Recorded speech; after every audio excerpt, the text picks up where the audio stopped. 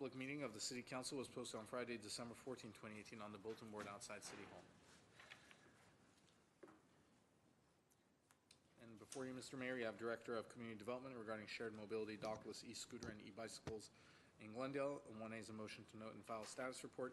B is a motion directing staff regarding implementation or restriction. There's also another item, but that is the first one for your consideration. Very well. Mr. Mayor, we're going to go directly to Bradley Calvert, Assistant Director of Community Development. Mr. Calvert. Thank you. Good afternoon, Mayor, Council members. So this afternoon we are here to discuss mobility, or shared mobility devices. Per Council's request a couple months ago, we were asked to bring forth some information regarding the implementation of shared bicycles, shared scooters, and also corresponding regulations that could go along with that. So this afternoon we want to talk about the difference between dock and dockless systems, the benefits and the challenge that have come with those. We'd also like to talk about the different devices that can actually be deployed, e-bikes, standard bicycles, and scooters. Regulatory considerations to mitigate negative impacts, but to also encourage positive behavior. And then a series of case studies. Staff reached out to a number of cities over the past couple months to investigate what their experience has been like through the implementation of a dock and dockless system.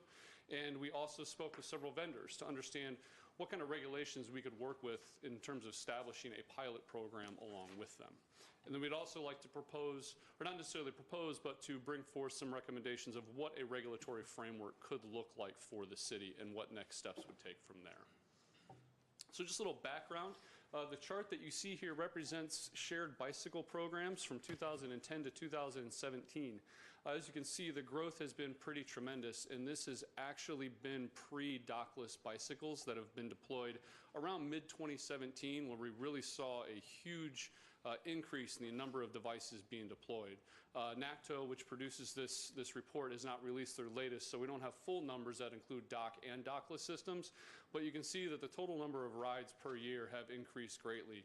In 2017, pre-dockless system again, 35 million rides were taken, 125 million between 2010 and 2017. So this has really emerged as a very popular mode of transportation. In total, the devices actually doubled between 2016 and 2017, and then have increased even more so since we've seen dockless systems integrated. Just a little background on the shared mobility devices.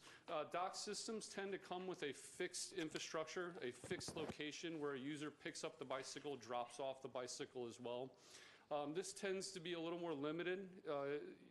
There's fixed destinations, fixed locations. So it's not as easy as a dockless system where you can tend to leave the bicycle in more flexible locations. This is also more infrastructure intensive as well. It does require some sort of installation so that there's some sort of locking mechanism, locking device. In the case of e-bikes, there may be a charging system that goes along with that. And the other mode is dockless, and this is where bicycles and scooters can be picked up a little more flexibly across the city, though as we'll talk about in a moment, you can set up predetermined locations where these can be picked up and dropped off to mitigate some of the negative impacts of bicycle clutter, as it's become known as. In the evenings, a lot of these vendors, as we learned, actually pick up these devices, redistribute them overnight or into the morning to make sure that there's equity in the distribution. Not all the bicycles end up at a very popular location, so they go back, collect these and the scooters, and redistribute them to make sure that everyone has equal access within that service area. The dockless system it emerged from essentially 0% of shared systems in 2016 to now making up over half of all shared mobility devices. That includes e-bikes, bikes, and scooters. So the primary devices that we've seen, the e-scooters, we have seen these emerge locally, and now with Bird and Lime, they have spread across the country. This has become a very popular mode of transportation. The shared standard bicycle really started this whole program. We saw that with dock systems in DC and New York and Miami and other cities, and has also emerged as part of the dockless system as well. One of the more recent trends is the e-bicycle. This is actually starting to replace the standard bicycle. It still gives you the opportunity to ride in a more standard format, but you also have the e-assist that goes along with it. Great in cities with challenging topography. And some companies have also spread into shared cars as well. Lime Transportation, which is rebranding themselves, they have actually just filed for permits in the city of Seattle to begin shared car service, which they planned to turn into an autonomous service. So this has been added to that fleet of mobility devices. Again, a very kind of complex network of transportation devices that really provide a lot of options and a lot of opportunities for users to not take their own personal automobile. Some of the benefits of a shared system, medium range connectivity is key. What we learned from many of the vendors is that scooters tend to go somewhere between 1.5 to 3 mile trips. That's kind of that mid-range distance. And 60% of all automobile trips are actually less than 5 miles. So these devices can serve as a good means to encourage people or encourage users to not drive but to use bicycles or scooters. They also have been proven to reduce congestion. They went back and studied Washington, D.C. and the corridors of which they put their bike share system, and the corridor saw a decrease in congestion by 2 to 3%. And they're also inexpensive. You can see based on this graphic from Lime, the average car runs a user about $28 per day to own and operate. The graphics you see below show the combination of 2 transit trips and 2 uses of either a scooter, an e-bike, or a bike. And that's a significantly lower cost. And again, great for if you only have a kind of medium range travel that you need to make. Other benefits, linking with other modes. One of the things that we looked at is how can we link the transit center to downtown Glendale better. So users coming off trains, buses can access these devices. And again, that really falls into that medium range distance of travel. They're also highly accessible. I think a lot of us, when we look at scooters or bikes, a lot of people think the mid-20-year-old, it's not meant for all users, but what they've actually found in Portland is that 65% of all users have been over the age of 30, and almost 30% have been over the age of 40, and that's just for their scooter system. And many of them have used that to commute to work, to commute to transit. We can also collect a lot of transportation data from this. It helps us better understand multimodal users, their paths of travel, what they're trying to connect to, so it can inform us where we encourage investment, where we encourage growth. Revenue sharing is another element that has been highly beneficial as well. And this can come in a number of different ways. It can be provided on a per device, per day, dedicated amount that's been agreed upon with the vendor. It can also come by trip. And we've seen anywhere from 10 to 20 cents per trip per device is allocated towards the city. And that's a little more flexible because it responds to the ridership. So if it becomes highly successful, then the city stands to gain more revenue sharing. We estimated that if you were to launch a pilot program of approximately 1,000 devices, the city could collect anywhere between $100,000 to $365,000 annually. If a pilot program evolved into a standard, a fixed program with the city, that could help fund any additional staff that's needed, or could be put into an infrastructure fund dedicated towards pedestrian improvements, cyclist improvements, things of that nature. But these systems have also come with their challenges. Seattle, Washington was one of the first cities to allocate Dockless bicycle share, and based upon this graphic we see here, we saw a lot of people parking improperly in front of ADA ramps, blocking sidewalks, and there are always other bad actors and bad behavior as well that comes along with this. And this tends to stick in the head of a lot of people. You see the bicycle thrown up on the power pole there. There's actually a Twitter account that is dedicated called Dockless Bike Fail, which documents all these kind of crazy places to be parked. But what we learned is San Jose went out and did a study to better understand how scooters were being parked in their city, and found that less than 10% of these were actually parked what we would consider improperly. Whether that's in a power pole or if it's located in the middle of a sidewalk or in front of an ADA ramp. Seattle, where those last 2 graphics were actually taken from, they've actually upped it to 87%. And they had a lot of struggles early on. And those were some of the early cities to adopt these as well. So you kind of have to flush that poor behavior out of users. Safety and conflict is also a challenge. We are mixing another mode of transportation, one that's more accessible, that could be used more frequently. And it can create conflicts with pedestrians, with cars, but they have proven to be safe. Scooters, in general, this is launched more recently. There have been a total of 3 deaths nationwide. That comes out to about 1 for every 10.75 million trips nationwide. Bicycles, there have been 2 total, and that has basically come out to an average of about 61.5 million rides for each death. And since Dockless has been initiated, there have been none. So far it has proven to mix well, despite some of the negative press that has been brought upon some of these vendors and devices. But regulatory responses, as we saw from that earlier graphic, we could see those parked in front of ADA ramps. We could see them parked in the middle of sidewalks. One of the responses has been to start creating parking hubs for dockless systems. And essentially, this is a painted parking box for bicycles or scooters. And it allows us to be a little more flexible. This can change on location. If we find that maybe the predetermined destination is not the most popular, we can either add more of these parking hubs, we could move them, we could take them away. It's more responsive than having to replace a large piece of infrastructure that is holding the dock systems in place. There's also geofencing. A common concern in many cities is that these are ending up in places that cities don't want to see them in. Maybe that's a single-family neighborhood. Maybe it's an important civic location that they don't want to see these bikes, these scooters scattered all about. We talked with several vendors, and they actually told us they can either geofence a specific geographic area that could be the service area, especially for, say, a pilot program, which we'll cover in just a minute, but they can also essentially geofence an area that they're not allowed in. So if there was a key place like a public park that we did not want to see these cycles or scooters end up, the user would actually get a notification saying this is not an appropriate parking location, and they can't end their ride until they've stepped outside of that geofenced area. Other regulatory responses, and these are all things that we can work with individual vendors. We can calibrate these as needed, but the rebalancing of devices to make sure that these devices are distributed evenly throughout the service area to make sure that everyone has consistent access. It also provides an opportunity to clean up overnight as well, any stray devices that may be out there. We can establish operating hours. There can be a cap on the total number of devices, so it's not just a free-for-all where thousands upon thousands get dumped into our city if we were to pursue this, but we can set a maximum number that we would like to see deployed. Response time to cleanup of devices, we've heard anywhere from 1 hour to 24 hours. So essentially, if there is a stray scooter or stray bicycle in a location that we would not want to see it, we can file a report with them. They can come collect it, and anywhere in that time frame, depending on the vendor, they can pick it up. They can also set it where there's an opportunity to take a photograph and then submit it to them as well. So there's multiple ways that they can be notified that these devices are parked improperly or located improperly, and they can come pick them up. And in some cases, they can actually have the user submit a photograph to demonstrate that they have parked the bicycle appropriately out of the right-of-way, out of pedestrians' paths, outside of ADA ramps, any other locations.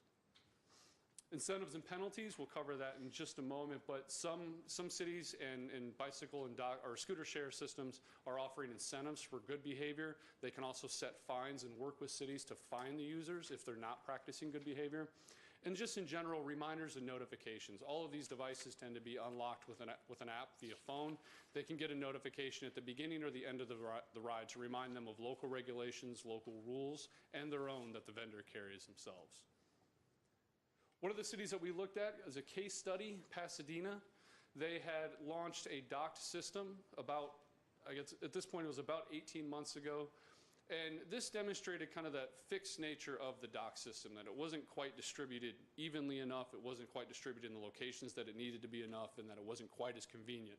As you can see on the graph to the right, they were getting about 5,500 rides per month, and that really started to drop off as it was not proving to be as convenient. Again, you're kind of tied and fixed to a certain location, so that ridership did not sustain. It also proved to be expensive for the city, having to invest in installing these dock stations. It's not as expense-free as allowing a dockless system, where it's more about us setting up a regulatory system. And currently, Pasadena is considering regulations for dockless system as well. And that's another reason why we're here today, is that a number of the cities around us are starting to either allow these or they're developing regulations. So for us, it's important to make sure that they don't just end up here, but that we have some sort of regulations to ensure good behavior, to ensure that this could be integrated into the city appropriately. Another case study is Seattle, Washington. They also began with a dock system that also ended pretty prematurely. Again, it was a limited distribution. Some of the challenges with these is that the dock systems tend to be sponsored, so it becomes advertising, which cannot be located in front of a lot of historical buildings. They transitioned to a dockless system. They were the first major city to do so in 2017. They had a lot of issues in the beginning with parking, but as part of that pilot, they came back and they established a number of additional regulations to really rein that in, to control where these bicycles are being parked, to kind of generate better behavior from users. And some of the data that was gathered from that pilot program is they found that 75% of the users were actually using this to get the transit in some form.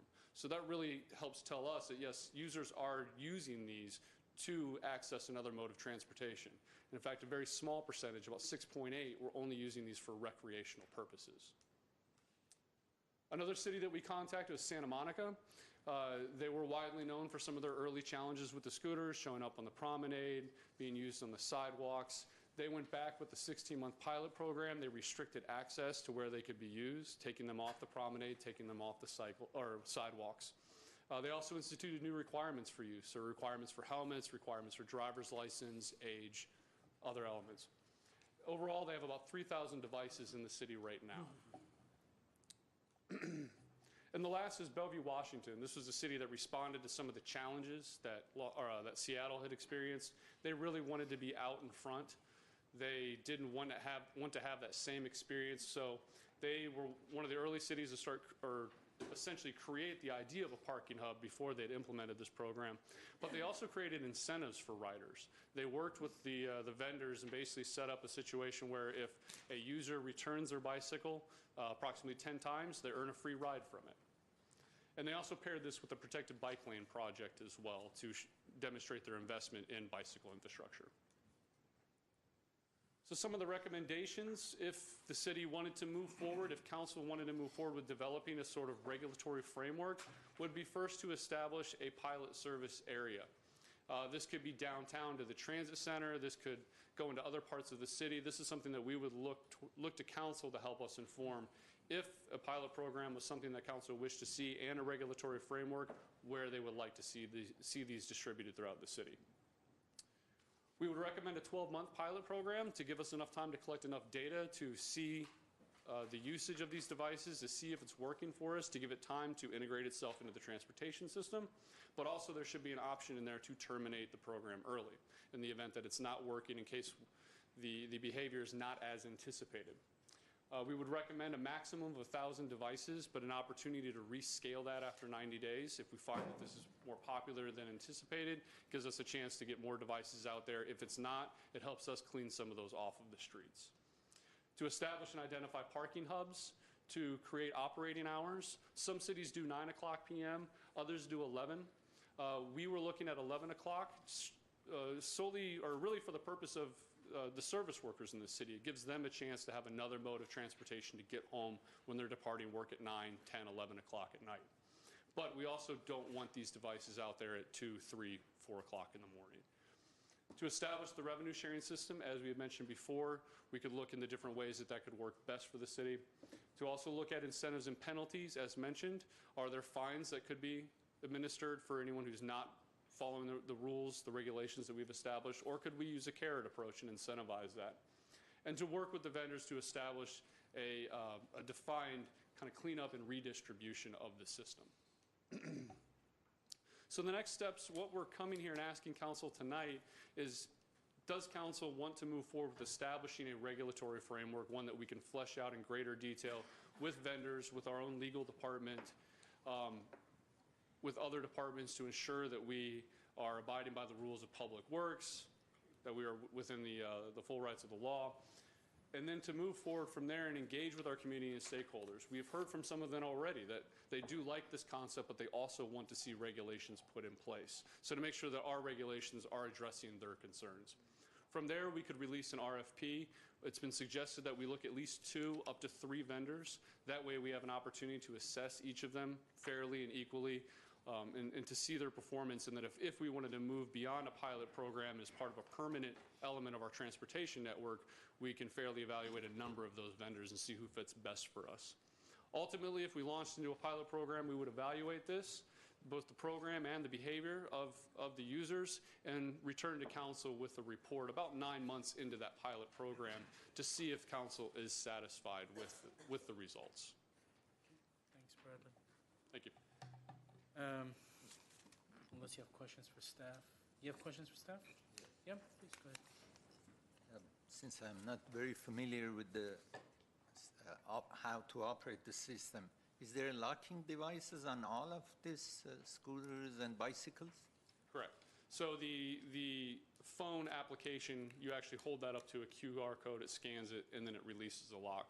In the case of many of the bikes, there's a manual lock that you then put in place when you're done, and that's what tells the system that you have completed your ride.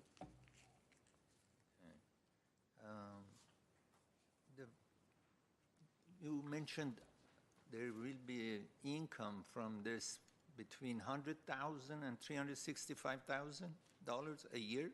An estimate, if we were to release 1,000 devices as part of the pilot program, obviously that could vary if we chose a per device per day revenue sharing system or if we chose a per ride system. We were told that most devices, they kind of expect 3 trips per day or so from each one. So using that estimate for each device, 10 to 20 cents per trip. So it really could depend on how often it's used or how many devices that we had actually would deploy as part of that. This is after the expenses we're going to go through? Obviously, we have to spend some money. This is after the expenses, or this is, what we will receive? That would be the annual revenue from there. How we decide to use that, we estimate currently that we could operate a pilot program with existing staff. We would not need to add additional staff at this time. But if we did decide to add dedicated staff to managing that program, that could help fund that, or it could go into a fund to improve pedestrian infrastructure or cyclist infrastructure. And also, I had issue with return to council after 9 months. Why you guys don't come back to the council after 6 months? We could set that up anyway. We could do it 3, 6 months. This is for 1 year, right? Yes. Program is for 1 year. That's correct. So obviously, to come back after 6 months makes more sense than 9 months, and then if it's not good enough for us, or we decided not to continue, it will be only 3 months to bring it to a conclusion. That's correct. We could bring it back at any point in time the council wishes. Thank you. Thank you. Mr. Najarian? So, thank you, Bradley, for getting on this so quickly. And I think this is something council wants to get ahead of, get ahead of the curve before we've experienced a large-scale dumping, as we've heard anecdotally from other cities. So let me ask a question. Is there any liability concerns for the city if we adopt a program like this? We would need to look into that more. We were assured that most of the liability does not fall upon the city except for our own infrastructure improvements that need to be made similar to any other transportation mode. But that is something that the vendor and our city legal department would work with. Okay. I've experienced these firsthand in San Jose, and at first I was rather turned off by the whole program because the equipment was dumped in awkward places, haphazard, and it looked quite messy. But as time went on, I noticed the scooters, in this case, to be parked in a orderly manner, both at the end of the day and at the beginning of the day. They were charged, ready to go. And I took a few rides on it, and it was very fun.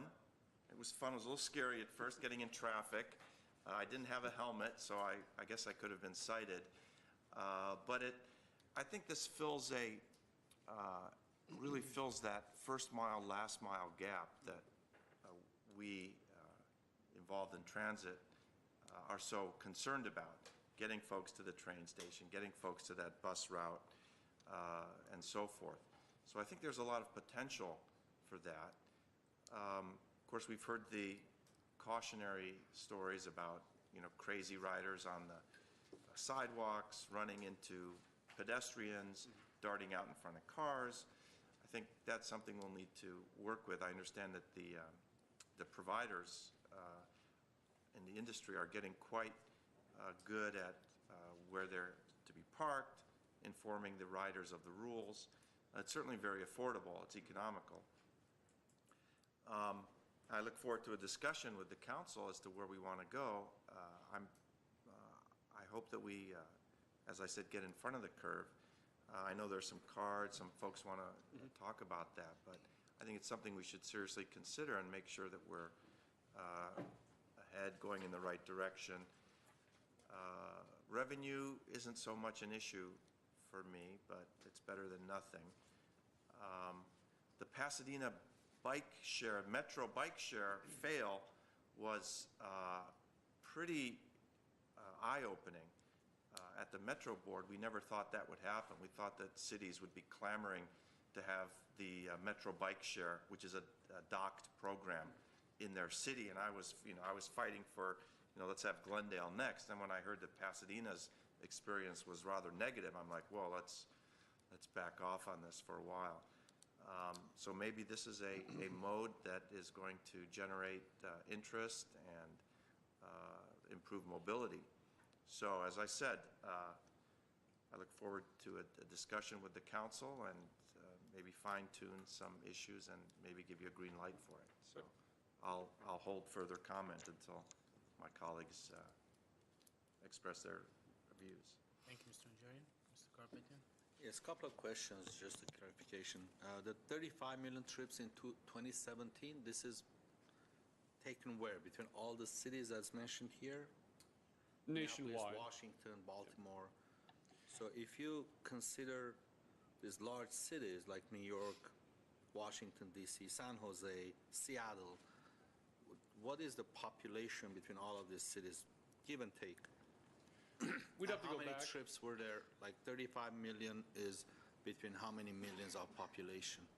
We could go back and look at that and add that up. If you look back, if you look at the graph, that top bar actually represents all the other cities that are not listed. So you'll see, I'll go back really quick. You'll see New Which bar York are you and DC. In our report or in this report?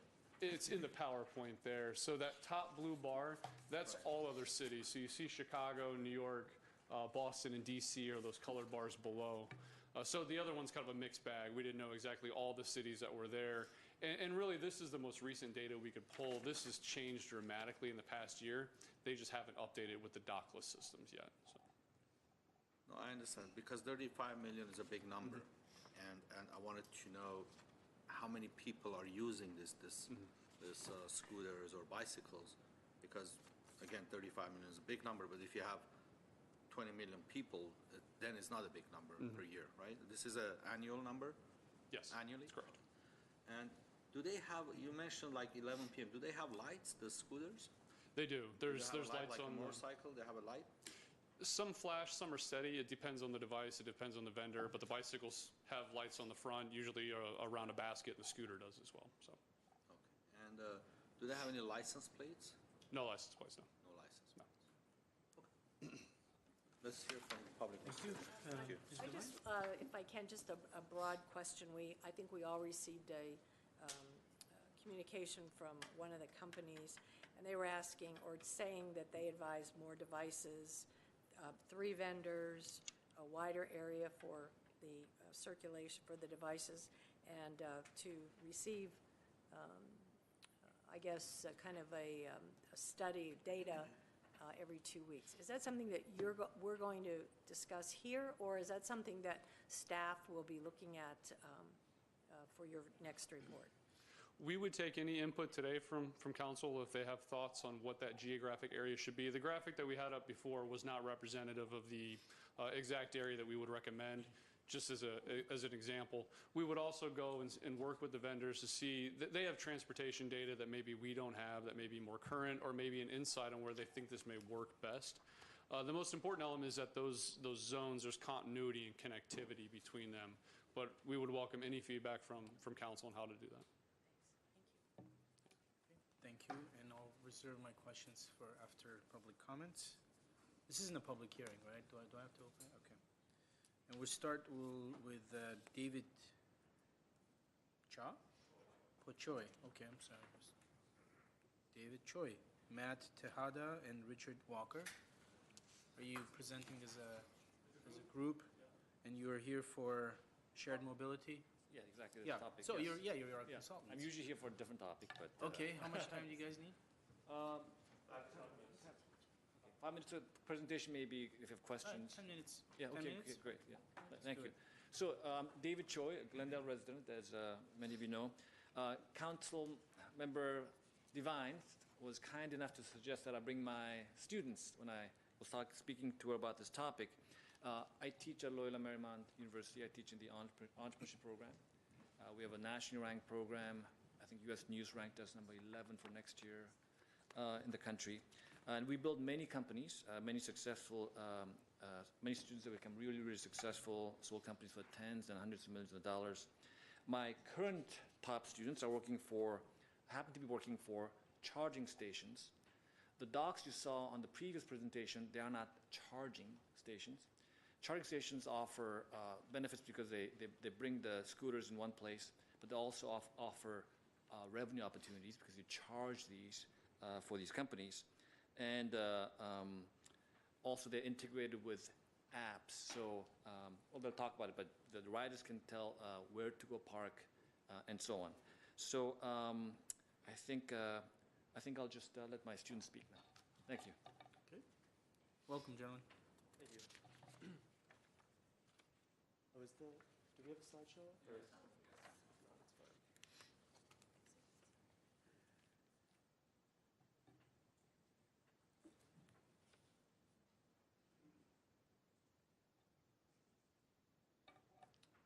All right, well, thank you for your time today. We appreciate it. So we are the Moby Dock team. As Dr. Choi said, we are seniors at Loyola Marymount University, and we are really trying to tackle this problem of shared mobility, as you guys heard of today. So we are the first sustainable e-docking solution for charging and organizing the shared mobility device market. And this is obviously the dockless market. So you saw the divide between the dock market and the dockless market. We want to attack the dockless market as a way to sustainably charge and dock these devices. So Los Angeles obviously has some of the largest traffic congestion in the nation, so we want to show how LA and the surrounding areas such as Glendale can really innovate this area. So we have experienced that shared mobility devices do not live up to all they say they do. So they work fantastically for their purpose, but they often create a public nuisance with their dockless infrastructure. So we're not trying to say that the dockless system is flawed, we're just trying to improve it. So rather than leaving, for example, a dead scooter out in the middle of the sidewalk, we just think that should be docked. We don't think they should all be docked entirely. We're just trying to prevent some of this from happening. What happened in that third photo? Why was it burning? Third photo? Yeah, so there's a few Twitter and Instagram accounts, as mentioned before. Someone was just upset that it was in the middle of the road. Oh, they set them on burned it. fire? Okay, I see. Yeah, someone straight up burned it because they were in the middle of the road. And most of these devices do not behave inappropriately, but sometimes it happens where there is a dead bird or lime or shared mobility device in the public space, and it is simply in the way, and it doesn't need to be there because it's dead.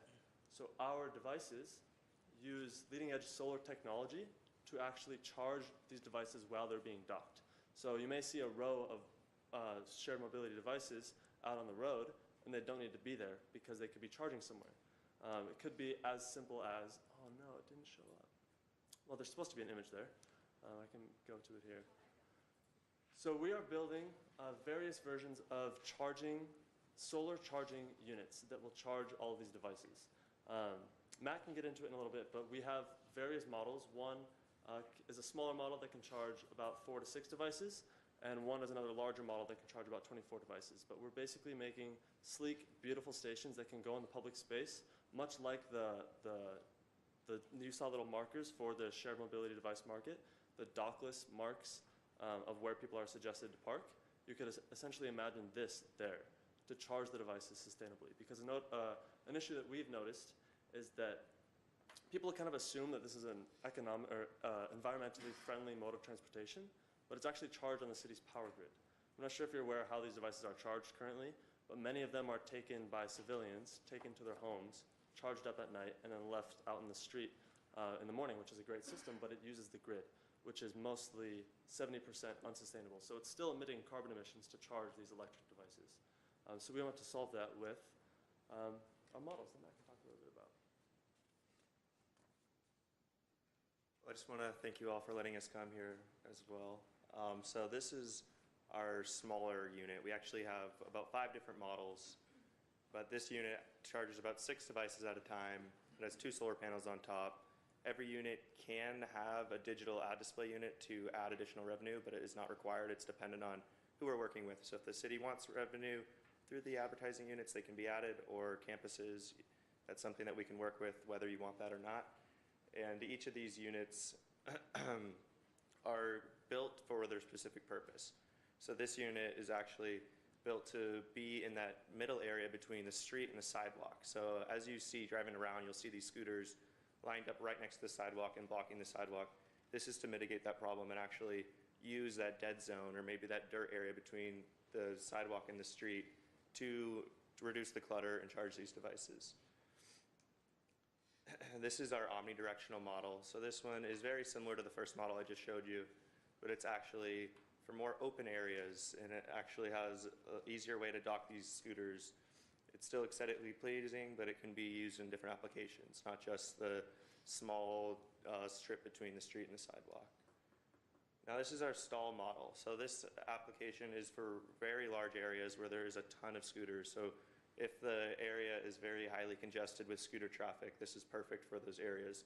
So this is awesome for like university campuses or maybe big areas downtown where there is extra space, but there's a ton of scooters and you don't want those scooters all over the sidewalk and street. This model features 6 solar panels and can actually charge 24 devices at a time. Now, how much energy are we actually saving with these devices? The basic models, the first two I showed you, save about 35 kilowatt hours of energy per unit per month, and the larger models save about 140 kilowatt hours of energy per unit per month. Now, how much energy is that? 100 units will save the equivalent amount of CO2 sequestered by 52 acres of U.S. forests in a year. So that's given that we use 50 of the smaller units and 50 of the larger units. Now, we don't want necessarily 100 units per city. It is all dependent on how many scooters there are, where the traffic is actually located. So if there's a ton of scooters in this area, that's where the docks need to be. We do not want to dock all of the dockless scooters. We just want to reduce the clutter in the areas that need them, as well as be more of a sustainable solution. So that leads me into where are we going to install these docks. That's where we work with our partners, so our cities and our universities, and decide where they want to have these docks. So traffic is probably the most important. Are there scooters in that area? How many scooters are in that area? And are they being used? And then we need sun exposure, obviously, because we are solar powered. So without sun, we can't charge our scooters. And this also offers a business opportunity for store owners and restaurant owners. We can partner with them to actually put a dock in front of their store so they don't have those scooters blocking their entrance to their store, as well as we can theoretically put an unlimited amount of panels on the roof of those businesses to pay for their energy bill or reduce the cost of their energy, as well as drive customers to their stores. Now, here's a brief timeline of where we are and where we are going to be in this coming spring. So we have already built our prototype and began installing it on LMU's campus. As we said, we are senior LMU students. And in the next month, we will begin testing the prototype to make sure everything is feasible. On paper, our calculations work out that this is a feasible product, but we want to physically test it with scooters. And then come February, we'll be doing heavy research and development, working with a design firm, and actually understanding what are the certifications we need to have to make this a product installed in the public environment. And then March, we will actually have a professionally built and approved certified product that can be installed anywhere. Later on in March, we will solidify our first contracts. So we currently have already talked to Los Angeles, the city itself, city of Emeryville, Mizzou, LMU, and UCLA.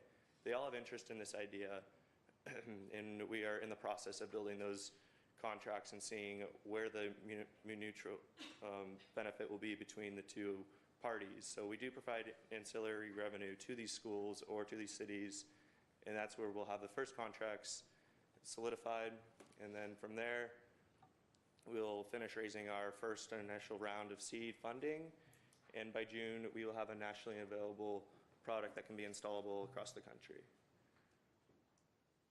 So thank you, and we'd love to field some questions if you have any. Yes. So how long would it take, I mean, basically, based on the bicycles that are out there or the scooters that are out there, the prototypes that we have and are being used, how long would it take for a bike to be recharged with your system? And So or the I- scooters to be recharged? It's actually worked as a bird charger. As Billy said earlier, you go around at night, picking the scooters up, bringing them home, charging them at your house. And every single scooter, I would do about 50 a day. It would take between 4 and 5 hours to charge. 4 to 5 hours to charge? Okay. So we could theoretically charge 2, 3 devices per slot, per station. So it does not necessarily mean 24 for that day. It could be up to 75, dependent on how many scooters are being dropped in that station. And I want to also emphasize that we're not requiring you to leave the scooters there. We're working with these companies to incentivize riders to leave them there. So it'll be $1 off your ride. The average ride's about $3. Or it could be a gamified system where every 5 times you leave the scooter in the dock, you get some type of reward, whether it be a free ride or a gift card. Thank you. Thank you, gentlemen. Yeah. You have questions? No, I don't have a question, I just have a comment. Thank you for being here today, and congratulations on your forward thinking. This is a startup, is that what it is, in other words? Yes, ma'am. Okay, but, I didn't think of this when Dr. Choi was talking to me about it, but this would be great for like Glendale Community College on that campus, if we had devices that came from the north, so the kids could ride scooters down to the college, they could charge them on solar while they were in class, and then, then they could take them back to wherever they got them from, I guess, yeah. Okay, so keep us in mind, we'll keep you in mind, and thank you for being here, excellent. Thank And I'm you. sure there are some people out here that might want to talk to you, too. Thank you, guys. Thank you. Thank you very much for your time. Thank you. All right, next speaker is Tony Passarella. Mr. Passarella, how much time do you think you need?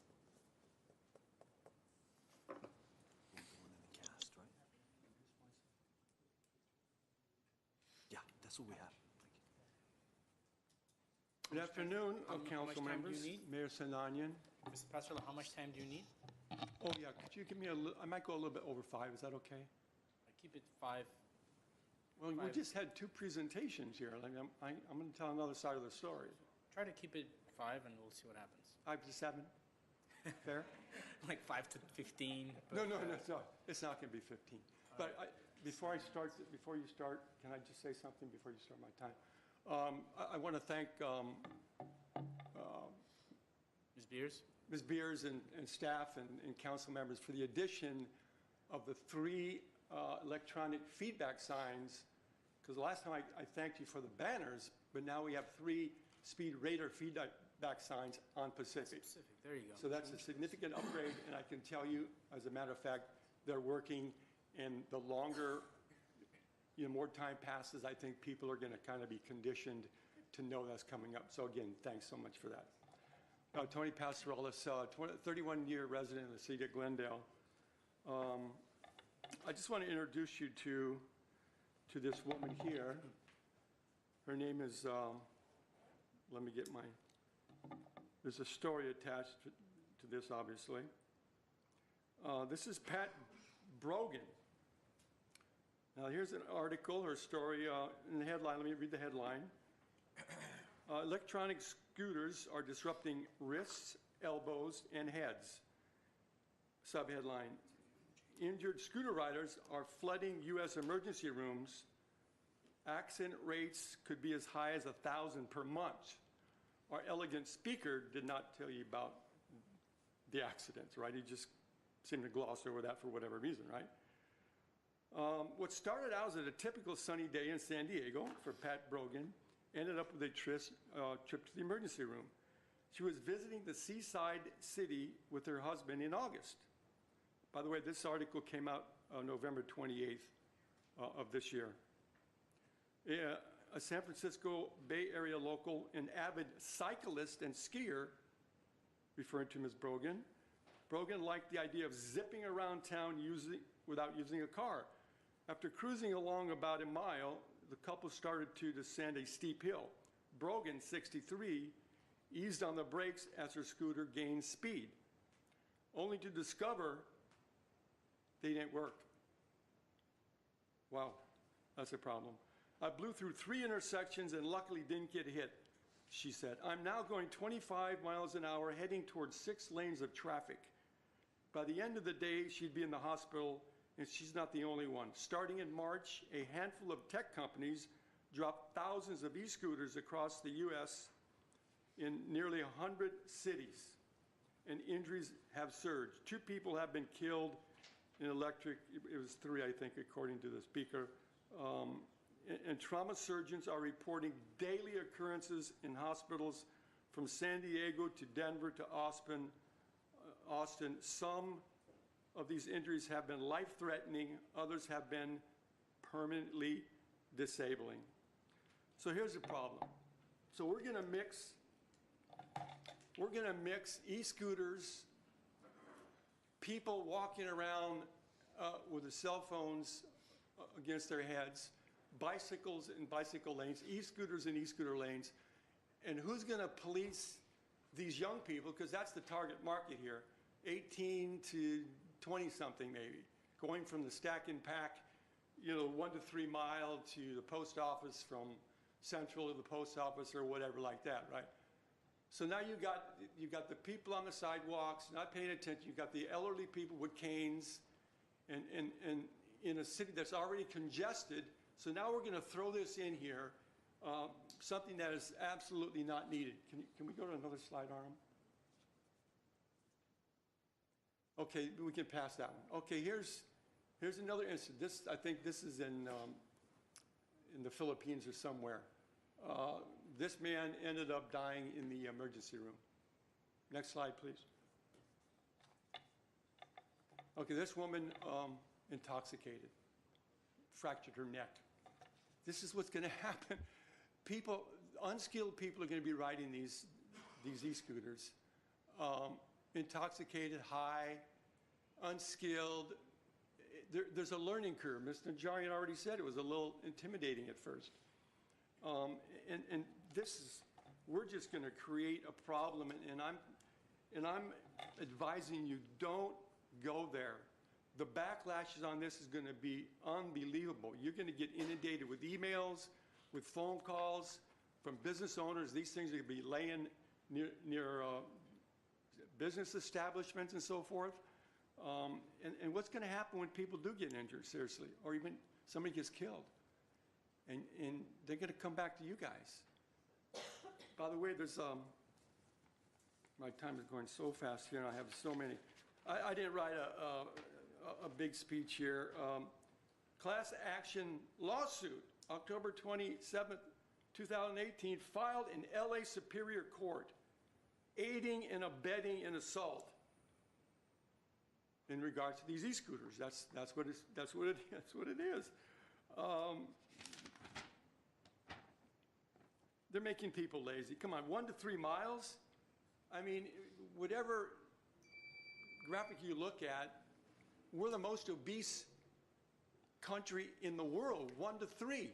You mean people can't walk 1 to 3 miles? And as far as the revenue, and we're going to find out here in a little bit, I'm thinking, which of you are more concerned about the $100,000 to $350,000 in revenue that you're going to get, and who's more concerned about public safety? Okay, thank you, Mr. Pastor. That's what it boils down to, public safety. We're going to find out. Thank you. And that class action lawsuit was filed in 2007? LA Superior Court. 2007, you said, or 17? 17. 17. And by the way, I'll be back here. If you pass this, I'll be a thorn in your side month after month after month, reporting data from fire calls and so forth and so on. Okay, thank you, Mr. Pastorella. And staff, Bradley, is there statistics as to the number of accidents that involve one of these scooters?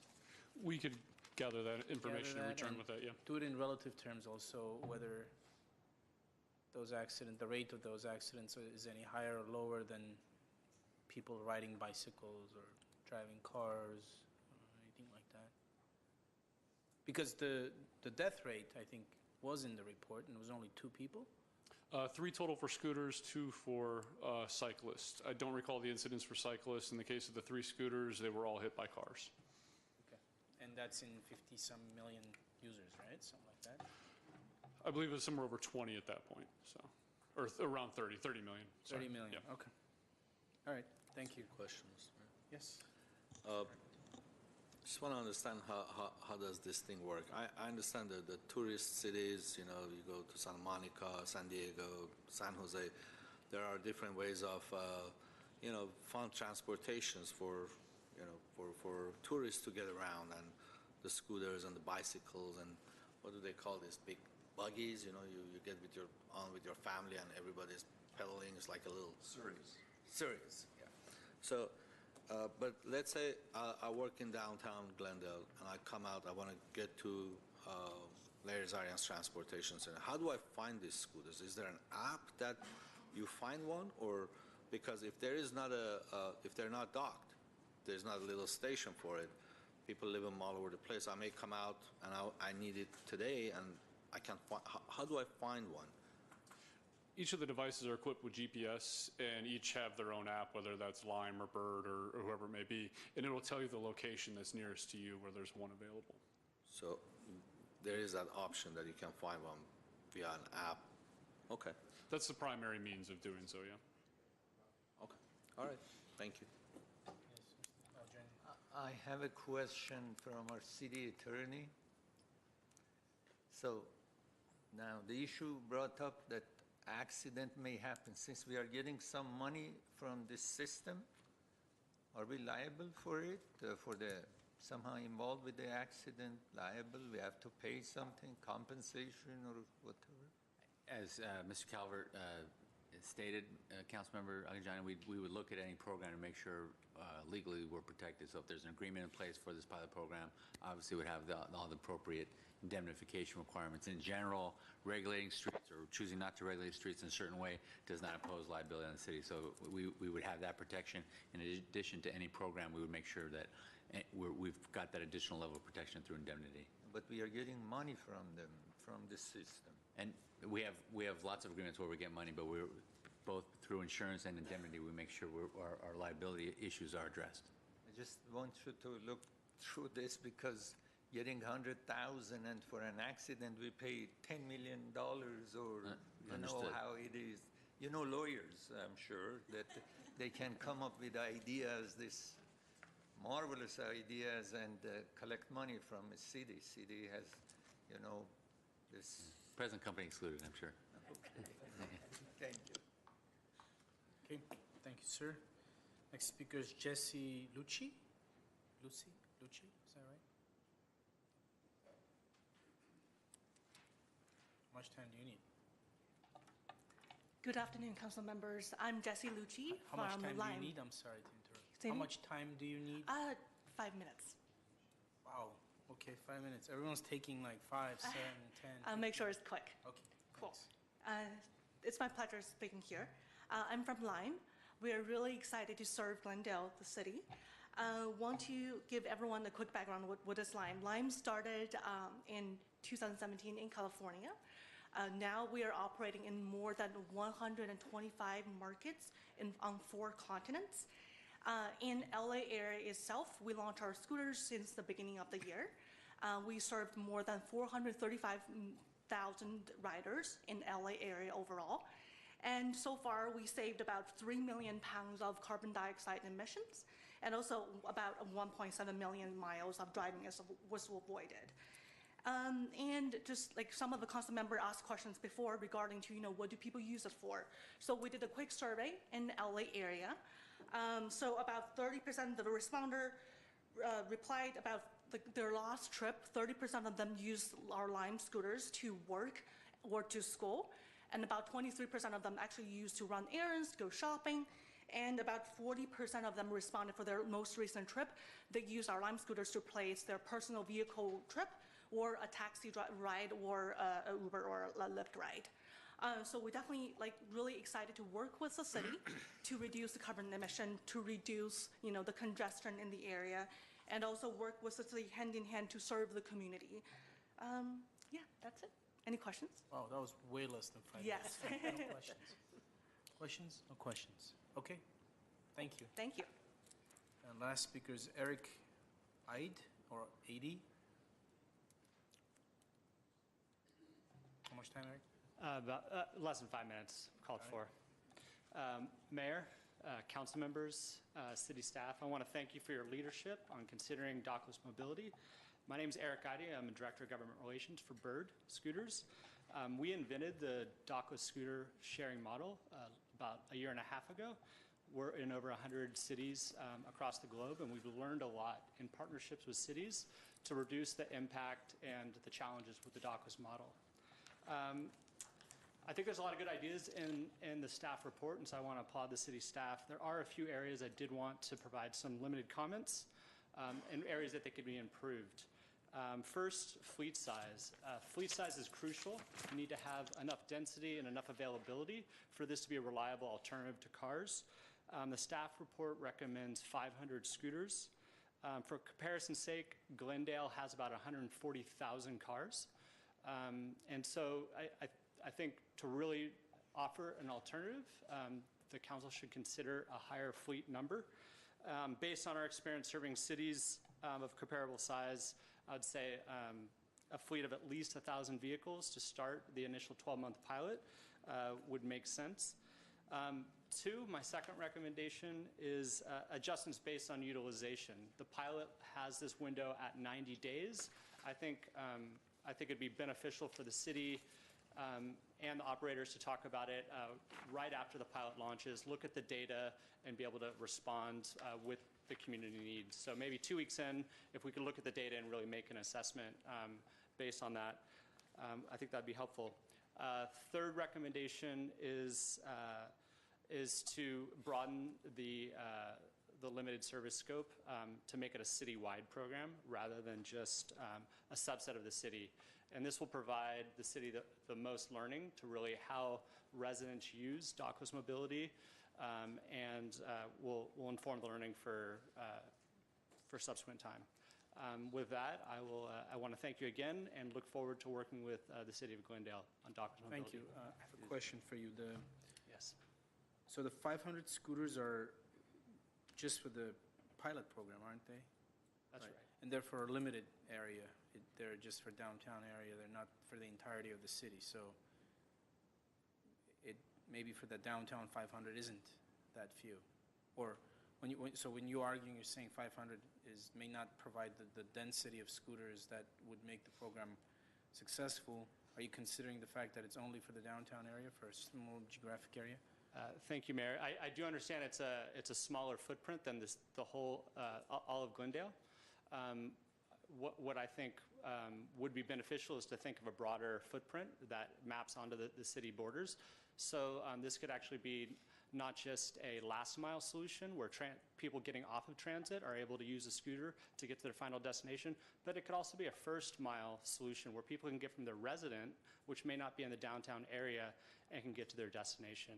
And I would like to point out that while we are a first and last mile solution, we also are a transportation option in its own right. So people will ride from point A to point B if the scooters are available. Okay. And your Bird is it just Bird or several of similar businesses that are going to launch Los Angeles in the next few days? A number of companies have been launching, and Bird is among them. And how many scooters are going to be put out on the street over the next 6 months? Each operator has up to 10,500 if they use all the kind of fleet allocation available to them. And that's the end of it, or is there going to be more?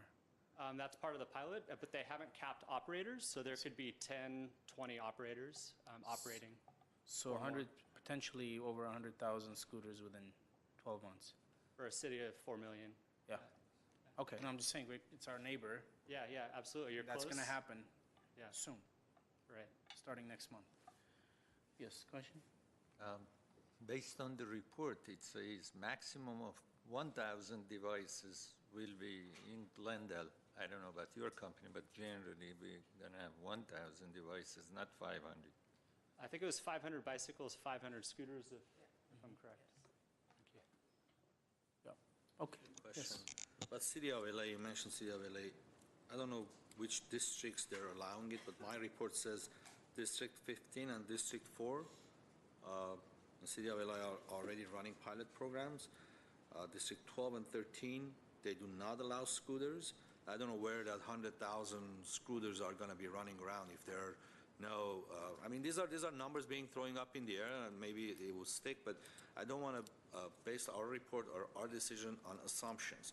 I don't know how many scooters how many of them are there today? How many scooters are out there today in LA? I'm not sure, sir. What I can tell you right now with Los Angeles, right now they're running a conditional use permit process, which brings the fleet allocation per operator down to 3,000.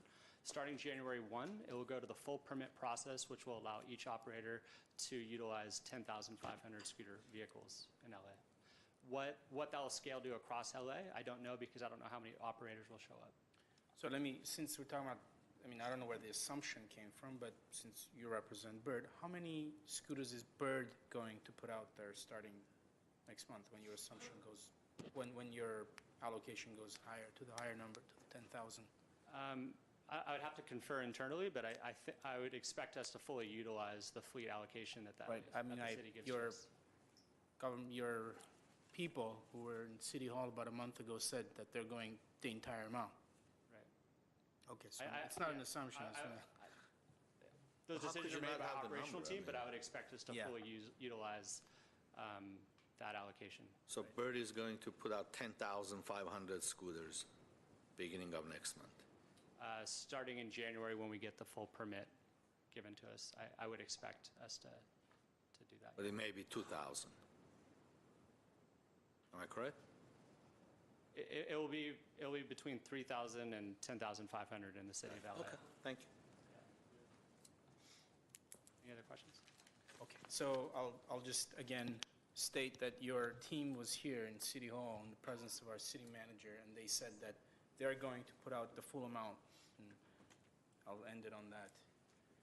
Any other The questions? team might have been here, but I did not meet with them, so I don't know what was said. So my So we know that decision you is based on what's in my report, so not based on what. You can base your decisions on anything you want. I'm Of just course saying I that the do. team was here. That's the representation that was made. So thank you. I don't know if the team was here or not, so what I'm saying is you make your decision based on what the team said, and I would base my decision on what's in this report. So Base it on whatever you want. I'm just saying, I met with the team, the city manager was there, and that's what the representation that was made. Who's saying you base your decision on this or that? Of course you're going to base your decision. This is not a debate. I mean, Well, it's kind of is a debate right now. But why are you getting into my question with him? You said there's an assumption that's being made, and I'm saying It is this an is the assumption that he's representation that was making. made. He doesn't even have the numbers. He doesn't give you a In any number. case. Yeah. In any It case. is an assumption. Any other questions? Any other questions? Anything? All right, so anyone want to make comments? You kind of made your comments, but. Yeah, I'd love to I hear mean, them. I'll be very brief. I think we should go forward with the staff's recommended pilot program. It's a short enough period of time to work through some of the difficulties and some of the issues that we've raised on the dais and that some of the members of the public have raised. Clearly, accidents happen in any type of mobility mode, and I think we need to offer this to our residents and give it a shot. I'm confident that it's going to succeed. We're going to need to work on it and fine-tune it, but I think we should go ahead with the pilot program. I have a question for staff. So this, the bicycle part of it, what is the difference between this program and the one that Pasadena had through Metro and failed? These would be dockless bikes. A number of the providers either offer just scooters or they offer scooters and bikes. So depending on who we selected and how we wanted to calibrate that, they could provide bicycles that essentially are free-floating just like the scooters are. So the only difference in this program with the one that Pasadena had through Metro is they were docked and this one is dockless. Correct. And the frequency of distribution is much higher. That's the main difference between dock and dockless because it's docked, it has a fixed location at all times. Dockless, you're more likely, similar to the app, find one that's more convenient to you rather than having to go to a designated station. But with dockless, you may need one, and may not be in close to your house, basically. Let's say if it's throughout the city or through, wherever in downtown. You may need one, and they may not be one. Versus a dockless, there's more, the docked ones most of the time, because downtown LA has those, and we've seen them a lot. There's always bikes available. I haven't seen the scooter ones, but the bicycle ones are, they're most of the time there are bikes available. Okay, thank you. Comments? Yeah, I do have comments. Are you going next? Yeah, of course. Oh, if she wants to go first. she can. No. Well, look,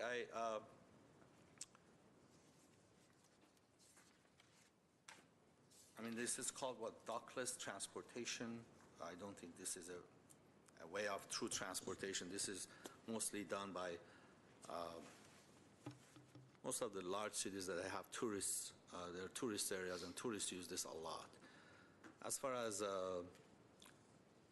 having it in our city, I don't mind it, but I don't know why we're rushing into it. We're trying to get in front of it, and the report says that we've been talking about this. The council has been considering this. We never had a discussion. This is the first discussion. So the council hasn't been considering this.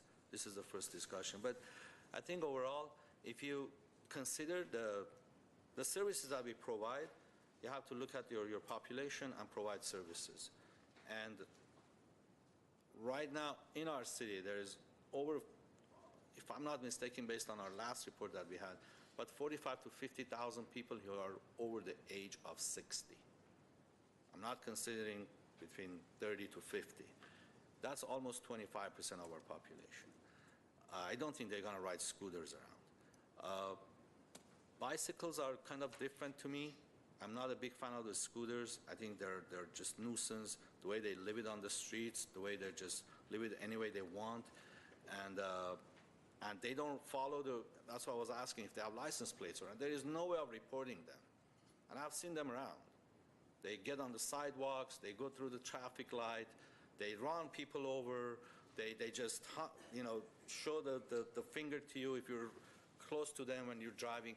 And a little scooter is in the same traffic lane as a vehicle.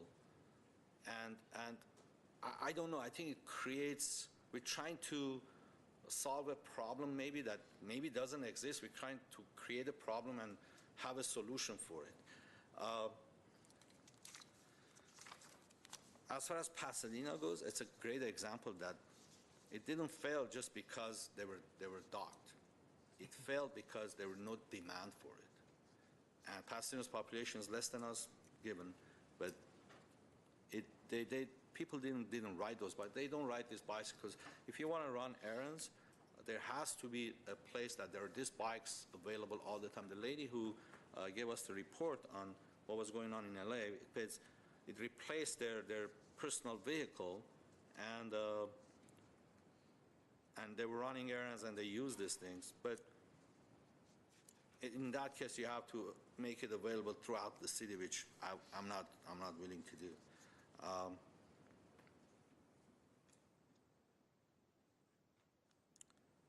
I would want to look at the bikes, the electric bikes, but not the scooters. I think scooters are a huge nuisance in the city. Same thing happened. They say shared transportation. This is not a way of transportation. Our cyclists in the city are 1.8% of our total transportation, and most of it is done recreationally. It's not an everyday transportation. Not many people ride their bikes to work. And these are, yes, given it's electric, first mile, last mile. If they're not available, there's no way of making it available to every person who want to use it. And I don't know too many businessmen or women who want to ride these scooters to the train station. There's no helmet required from the January, I believe, if you're over the age of 20. And that's another big issue. They're trying to get rid of everything. Motorcyclists fought for years not to have helmets, but they couldn't. But this thing comes up all of a sudden. Somehow the state legislatures, they allow the scooters or the cyclists not to have helmets. And that is a huge issue, especially for younger kids. And I received so many emails against this issue. It was mentioned that the emails came in and they were very excited about it, but I got so many emails against this. I want to do fun things too. We use things around, but this is not a way of transportation. I don't want to look at it that way.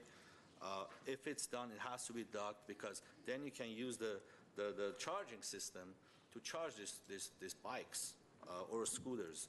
But overall, I just don't see it as a way of transportation, to be honest with you. It needs a special skill to ride a scooter, especially the electric ones. And I think we need to, before we move forward, we need to find out why Pasadena's plan failed. It just failed. We can't just ignore that. And again, some of the districts in downtown LA, they do not allow scooters at all. Without the money, I don't think we're gonna 100,000, 500,000, 200,000, 80,000 is not the thing. I think this will become a nuisance in a congested area of downtown that it is already. We have a lot. We're trying to create this pedestrian environment, pedestrian-friendly environment, and you put these scooters in there. Don't tell me that they're not going to jump on the sidewalk if there's traffic and go around and run the lights, because this has been happening, and there are so many video documentation on YouTube and everywhere else. If you can take a look at it. On the bicycles, I'm willing to take a look at it, but not on the scooters. Okay, thanks. Ms. Devine? Okay, well, as you say, this does require somewhat of a skill to get on one of these scooters, so you will not be seeing me on one, that's for sure. And I think we have to remember this is a pilot program. It doesn't mean that it's forever. It's a pilot program. My question is for staff, you're saying it's a one-year pilot program. If we decide, if we see in the data that we get or the information that we receive, if it's really not working, if there is not a need or a desire for this sort of transportation in our city, can we stop or end the agreement at 6 months? Correct. We could put that time frame in wherever we would like to, and as mentioned earlier, that could coincide with returning with a report.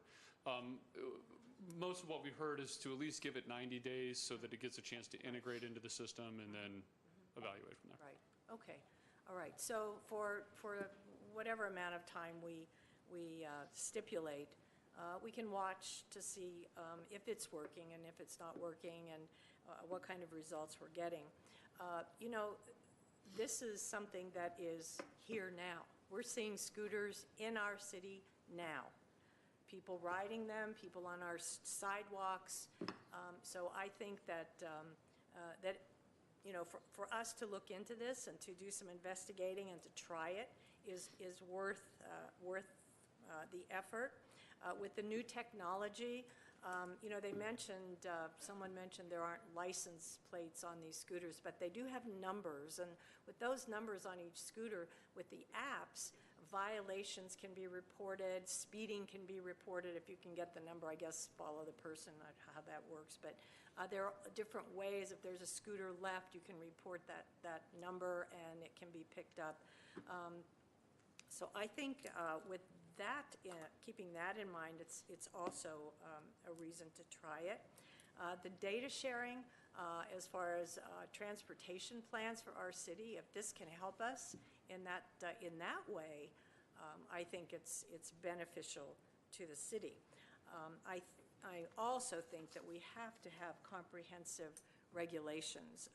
We just can't go into this willy-nilly. I think some of the regulatory responses were, the incentives, the penalties for good and bad behavior. I'm just naming a few that staff mentioned. I think they're all good. The hubs for keeping them, all of the ones on the operating hours, caps on the devices. I also think that, and this was my suggestion in the meeting that I had with, I believe it was Lime and staff, that I think this might work for our college. And I know we get a lot of students from North Glendale, and that might be an area of consideration for a route. If we start it somewhere up there so that students can take that sort of transportation to college, to the school. Because I know I've heard a lot of people saying that buses are crowded and not as efficient as maybe the kids would like. So this might work with them. So I would say that would be another suggestion that I would make. And let me see what else. Helmets. Can we make a regulation? Can we, as a municipality, in our ordinance or regulations, that helmets are a must? I think we're preempted by state law. We'll take a look at it, but I think the law is that we're preempted there. Okay, well, and the other good thing is these companies give free helmets, so anybody that wants a helmet can get one, and that provides them a choice of safety while they're on the bike. So as to wrap it up, I just say that I think it's worth a try. It's a pilot. Let's see how it works out in the community, and what staff is going to bring back a report in a few months. It's not going to happen like tomorrow. Gives us time to think, for residents to get back to us even more. I haven't received many emails on this one at all, as far as not being interested or being interested. So I look forward to hearing response from the community on this while staff is hopefully doing their report. Thank you. Thank you, Mayor. Thank you. Mr. Ojanian? As I mentioned before, a 12 months pilot program. I mean, then later to say return to council after 9 months, I want to make sure that it will come back to council after 6 months, as I mentioned there in the beginning. And the other next is, I want the city attorney to look into this again. I mean, what kind of responsibility or liability we are going to have for $100,000 a year? Is that the income which we're going to collect? Am I right? 380, something like that. Money we are getting. It's a potential estimate. It would vary on ridership and the number of devices, but that was the low. 100,000 to 300,000. I mean, I don't know if we don't make it clear what kind of responsibility we are going to have, because I'm sure will be accidents, will be other issues, and as I said before, attorneys are smart and they know how to present the case, and that against the city with, I don't know, $220 million yearly expenditures and $1.5 billion in their in their hand. I mean, what we gonna waiting for to see? However, I want to make sure that the city will work on this issue, because it really worries me. Scooters are dangerous. I know, because I had motorcycle before, so I know this is very dangerous. This city is very, very busy city. The traffic is unbelievable in this city, and I don't know how this is going to work. I don't want to stop this. This is new idea, but let's look into the legal aspect of this, because that worries me, and I want to make sure that I mentioned here that the city attorney would come back and assure me, at least, if anybody cares, of course, at least I care, that to see that we are not going to be responsible for millions of dollars or tens of millions of dollars for 100,000 or 300,000 a year. Thank you. Thank you, sir. And my colleagues have addressed sort of the pluses and minuses pretty thoroughly.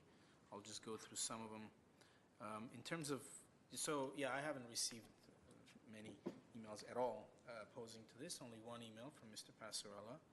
And one thing that he mentioned was that it's making people lazy. I mean, people are lazy whether you give them a scooter or not. If a person is going to choose to walk is going to choose to walk, and the person who's going to choose to get on a scooter is going to do so. So I don't think this is creating some kind of a cultural landslide towards laziness I really don't believe that's the case. It does make things easier. It does make mobility easier, specifically for downtown. I think my colleague, Councilwoman Najarian, talked about first mile, last mile. Just the ease of getting to simple things like our transportation center, which otherwise is kind of remote from the downtown, or even getting from the northern part of Brand and Central Boulevards, our business downtown, to the southern part, where on the northern part, the business buildings are concentrated. In the southern part, the restaurants and the cafes are concentrated. And people who are on the other side of the freeway often complain that they're deprived of the ability to get there in an efficient manner during lunchtime, for example. But as a result of that, what you see in downtown Glendale is people on scooters. They're there.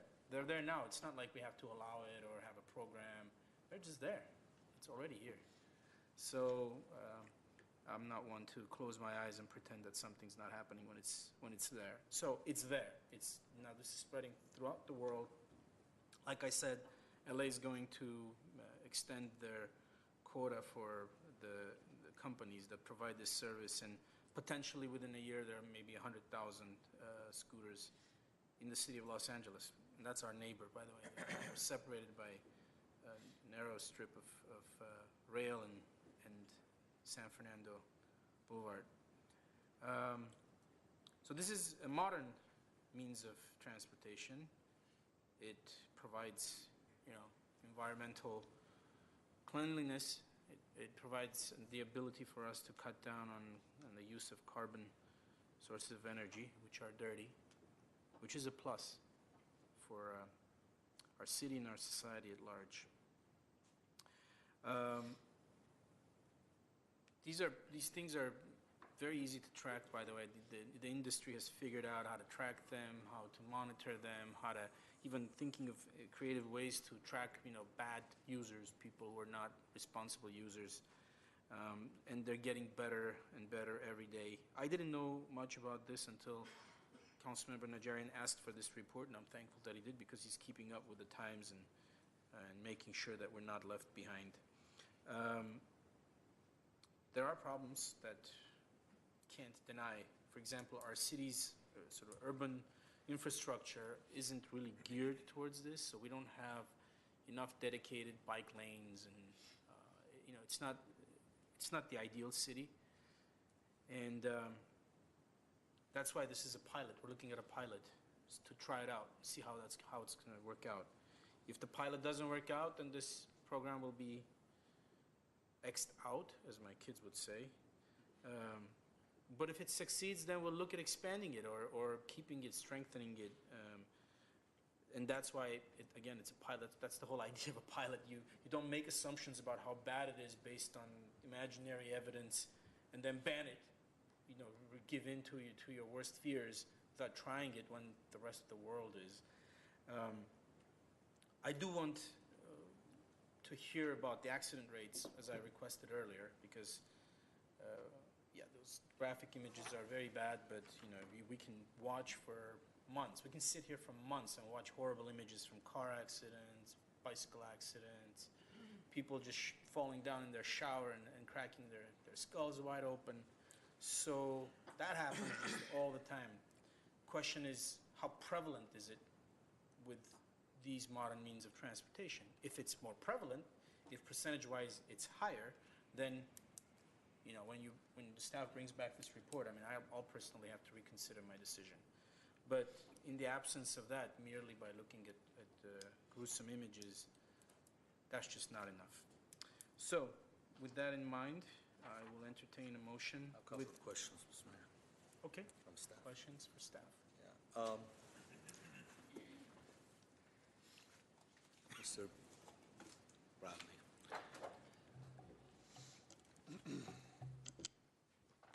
So this pilot program that staff is proposing, and I got to tell you, this is very, anyways. This is for downtown area only, in that area that you indicated?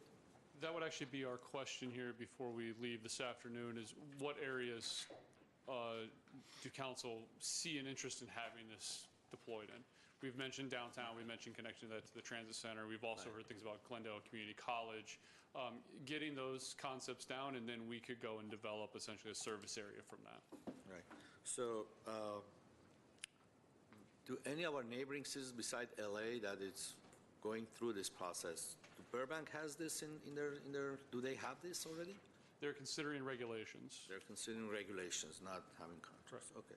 And who chooses the companies that, how many companies are you proposing to be operating, to allow to operate in Glendale? Right now, we're considering at least 2, most likely no more than 3, spread across that 1,000 devices that we listed there. How do you choose? Who's going to choose them, and how do you choose it? Essentially, the RFP would be made up of the regulations that we develop from here and who can satisfy that the best. So there's going to be an RFP for it, okay? Mr. Mayor, members of the council, as Mr. Garpetian's asking questions, and before you take a seat, Bradley, if you can also cover kind of what the next steps are in terms of what the RFP looks like and coming back to council in terms of approvals and when that would happen, et cetera. I think that will be good in terms of context.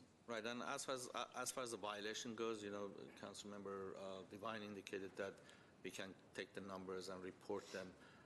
It is not happening. I asked the police chief, but I think it was last week, that if there's a car parked on a red zone, and you take a picture and send it to them, can you send a citation? They said no, the police officer has to be there physically in order to cite them or issue a citation. So by calling a number and say, look, this number scooter or bicycle is, even a car is speeding. Even if you have them on the video, it's not they can't enforce the law that way.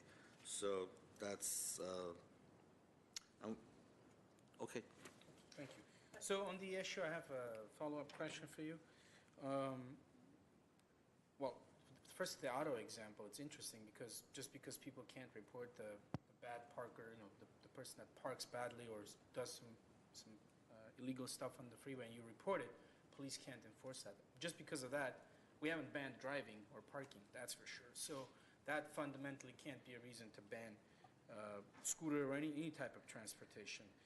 But the industry has figured out to self-regulate, which is if you do report them, they know who used it because each use is tied to credit card or account use. So they know how to track these people. So they can actually take action. Private enforcement.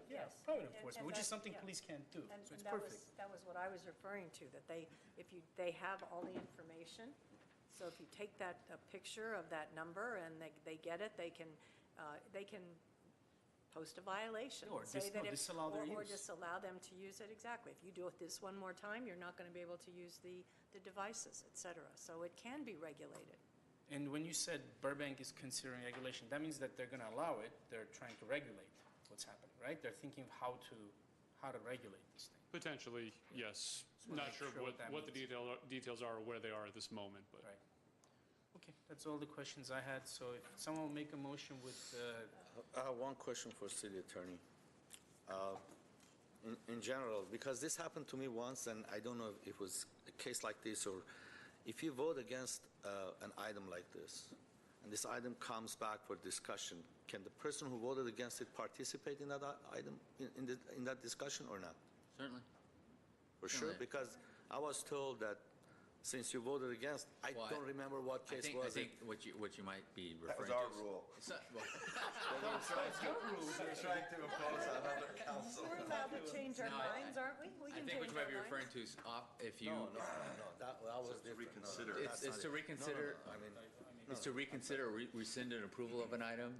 In those circumstances, somebody in the majority has to ask for that to come back. But generally speaking, if you vote no now, when the item comes back for further discussion, you can certainly participate in that further discussion because this is the first step. Okay. And I welcome your further participation in this Oh, yeah, as we so go forward. thank you. I'm going to come in with my scooter next time and pop the wheelie here. Do a wheelie to show you how safe it is. No, look, I think the way that sometimes you express yourself, it maybe come the wrong way. It's not that against this or the other. I just want to do things that it's for the good of this community. Let me put it that way.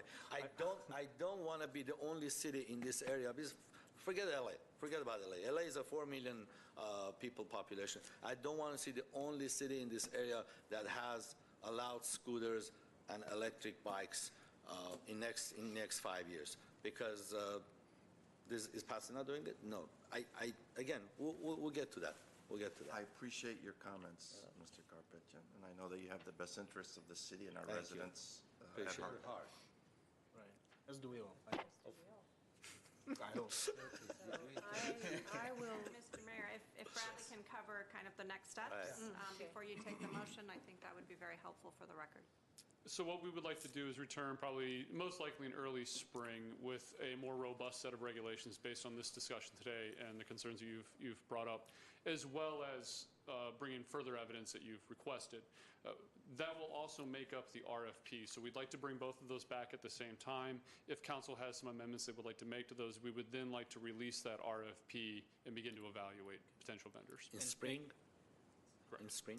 And please make sure that the 6-month reporting that Councilman Rajana requested is part of that.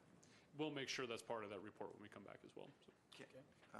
Is it out of line to request a few pilots for the city community, just to get the feel for it and understand what we're dealing with in this area?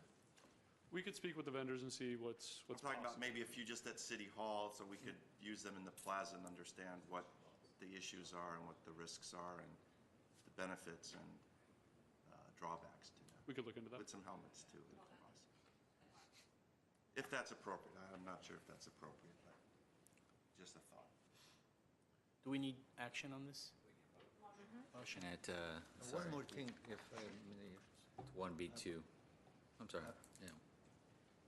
If you can, when you bring it back, bring statistics of the accidents and, other information also, not just the benefits of what the benefits are. So, I asked for that, I asked for No problem. all that Thank you. information, in depth. okay. So we are voting on it? We'll take a For the motion. implementation of 1B. I will move 1B. Thank you. Second, May we have the roll call, please? Councilmember Agajanian, yes. Devine, Yes. Garpetian, Yes. Najarian, Yes. Mayor Sinanian. Yes. Okay.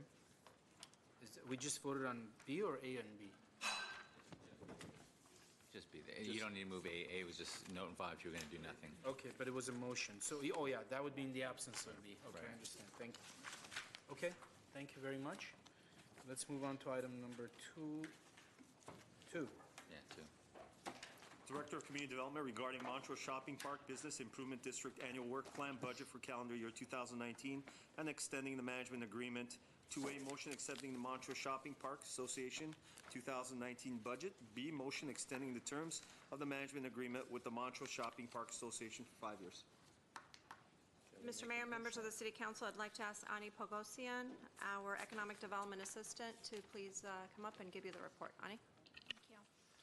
Good afternoon, Mayor and members of City Council. Before your review this afternoon is the Montrose Annual Work Plan and the extension of their management agreement. The city has a contract with the Montrose Shopping Park Association to administer the assessment funds for the marketing and promotion of the district.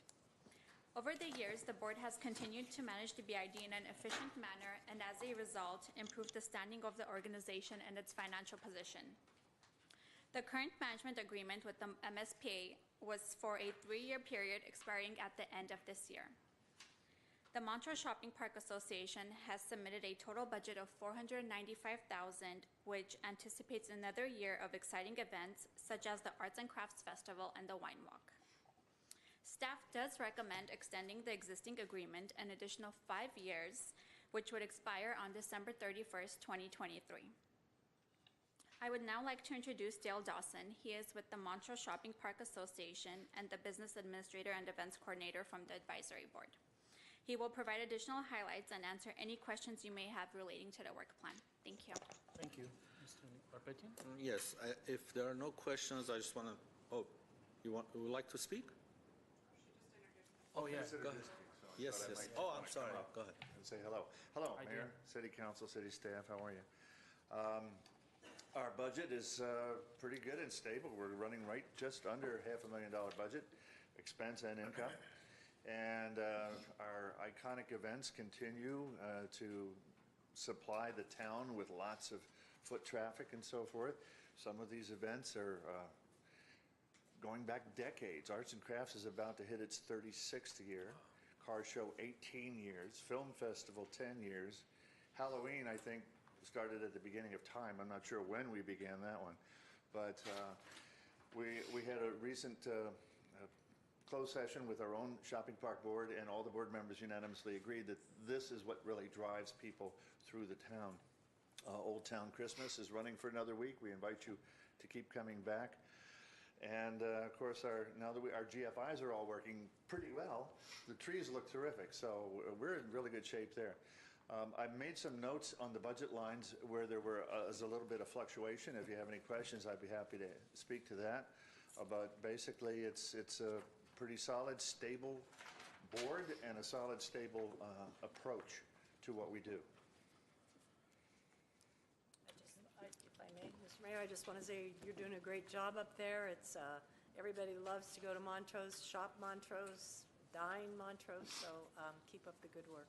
Thank you. Thank you very much. Yeah, I just want to echo my colleagues' comments. You've done a tremendous job. It's Montrose looks more beautiful than ever. The lights at night, as you mentioned, it's great. We can't get enough of it. It's a great job, and I was ready to move the item if there are no other comments. A couple more comments? I would agree with my colleagues. It looks very great. It's not just looking great, but there's a lot of fun programming. Of course, we went through this holiday season and had several events up there that really brought the community together and hopefully brought some success to the merchants as well. So keep up the good work. Thank you very much, and I'd like to thank City Council and staff for your support, because it's very apparent and it's very welcome. Thank you so much. I just want to add, you guys are doing a great job. Thank you for inviting us also to Montrose Shopping Center. Thank you. Thank you very much. Dale, I'll just echo my colleagues. You guys are doing a great job. Steve Pierce, always great. So I think we just want to vote for this and get it done with. And we have I'll make the motion. motion. Second. These are for both items, correct? 2A and B. Yes. And may we have the roll call, please? Councilmember Agajanian, Yes. Devine, Yes. Garpetian, Yes. Najarian, Yes. Mayor Sinanian. Yes. And if we can have a motion to adjourn? So moved.